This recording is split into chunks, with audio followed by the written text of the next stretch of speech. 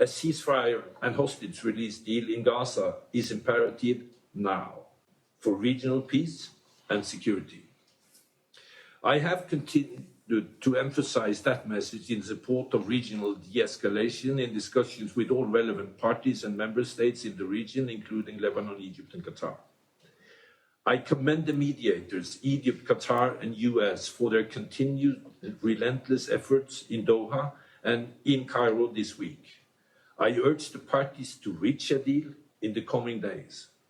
There is simply no time to lose. The UN remain committed and ready to scale up humanitarian assistance during a ceasefire and supporting implementation of a deal. Only a sustained ceasefire can enable a full-scale humanitarian and early recovery response in Gaza. Mr. President, the profound social, economic, and political fallout from the devastation is yet to be seen and comprehended. We must work to put in place, as soon as possible, the political and security framework necessary to more ably address the humanitarian crisis, start early recovery, and eventually rebuild Gaza, as well as changing the negative dynamic at the West Bank. These political and security frameworks, even ones that are considered transitional, cannot be divorced from the context of the ongoing Israeli occupation and unresolved Israeli-Palestinian conflict. There are no shortcuts and no quick fixes. There is now a confirmed polio outbreak in Gaza. The first confirmed case, a 10-month-old baby in Deir el-Bala, is an individual tragedy, and at the same time, a sign of a larger looming catastrophe. Polio is a highly infectious virus and can infect anyone at any age. However, those most at risk are children under 5. For every 200 children who become infected, one will suffer irreversible paralysis. Polio is easily prevented by a safe and effective vaccine. At least 50,000 children born in Gaza since October 23 are unlikely to have had any of their childhood vaccinations. Older children, their brothers and sisters, have had their regular childhood vaccination schedules severely disrupted. Polio mostly spreads by water, particularly wastewater, which is now everywhere in Gaza. The government of Israel has destroyed the water and sanitation infrastructure, whilst effectively shutting off clean water from entering the strip. It is this drop in population immunity, combined with dire public health and environmental conditions, that has allowed polio to re-emerge. This decimated health system is wholly unprepared to face this new polio crisis, with over 750 health staff killed since October 23 and less than a quarter of hospitals remaining functional.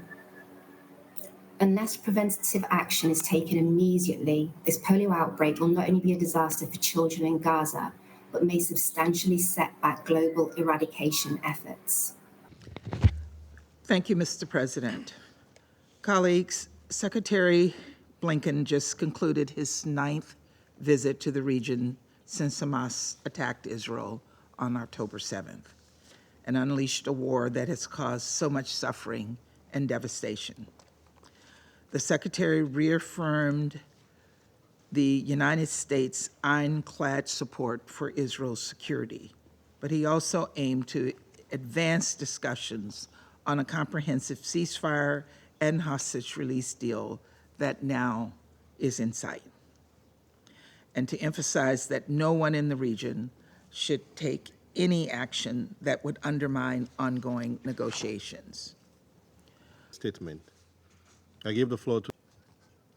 По имеющейся же информации, Израиль теперь настаивает на сохранении военного присутствия Цахал в Газе, включая контроль над пограничным с Египтом КПП и Филадельфийский коридор. Знаем, что подобное переформатирование параметров договоренности категорически не устраивает и отдельные страны региона. Хочу спросить американских коллег, от чьего лица вы сейчас действуете, пытаясь продавить именно такую, модифицированную принципиальным образом сделку? Совет Безопасности ООН никакого благословения на нее в подобном виде не давал. И почему, призывая нас всех оказать давление исключительно на руководство Хамас, чтобы движение приняло новый израильский каприз, Вы последовательно отказываетесь поработать с Западным Иерусалимом, который критически зависит от поставляемого вами оружия.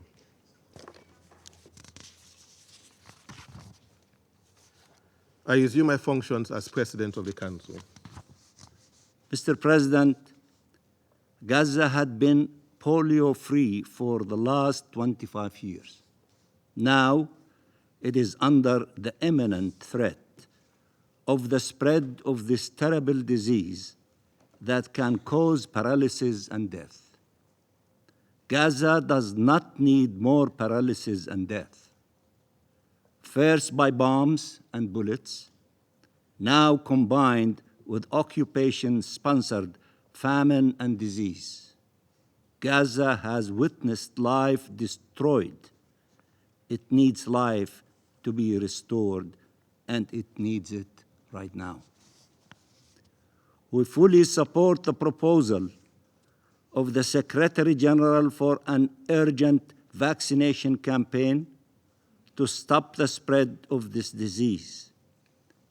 Any obstruction of this effort will serve as further proof of Israelis' genocidal intent and actions against our people. The Secretary General said the end of this month, along with humanitarian organizations in the medical field, to begin this campaign. Are we going to be supporting him in implementing the vaccination campaign and the ceasefire that he is calling for? For their statement. We did not ask for this war. We are neither intentionally killing civilians nor overseeing a famine. There is no famine in Gaza. Since the start of the war, Israel has facilitated more than 14,000 trucks carrying aid, including over 700,000 tons of food. We also continue to work with our partners addressing the medical needs in Gaza. Between December 23 and January 24, enough polio vaccines for over 2 million Gazans were delivered, partnering with WHO and UNICEF. Between 95 to 99% of Gazans are already vaccinated. This campaign is taking place without any UNRWA involvement. As we speak, another comprehensive vaccine campaign is being launched for children under the age of 10. With all due respect to our allies, the Israel Defense Forces have always taken pride in being the most moral army in the world. In impossible conditions, Hamas knows that causing civilian casualties and depriving their own people of food will generate public outcry. So that is what they do. They're very good at that. They put civilians in harm's way and deprive them of the aid the international community has provided. Rather than condemn Hamas's outrageous abuse of its own people, international aid organizations like UNRWA and other organs of the UN have chosen to collaborate with Hamas.